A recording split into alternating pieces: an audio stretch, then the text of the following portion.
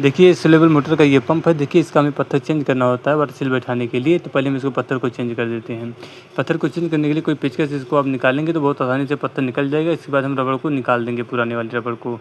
हमेशा जो है आप रबड़ और पत्थर दोनों साथ ही में चेंज करते हैं तो दोबारा यहाँ से फॉल्ट नहीं आएगा। फिर नया वाला पत्थर हम इसको बैठाएँगे। इसको बैठाने से पहले इसमें ग्रीस लगा लेते हैं रबड़ में, क्योंकि अगर ग्रीस आप नहीं लगाते हैं तो रबड़ जो है कटने का चांस बहुत ज़्यादा रहता है। और अगर आप ग्रीस लगा देते हैं तो पत्थर जो है रबड़ सरक के बहुत आसानी से बैठ जाएगा वो अपने घाट में। ये देखिए रबड़ को हमने बैठा दिया, पत्थर को भी हम बैठा देते हैं। इसको आप किसी पेचकस से ऊपर से आप दाब लगाएँगे या फिर इसको ठोक देंगे तो बहुत आसानी से पत्थर आपका बैठ जाएगा।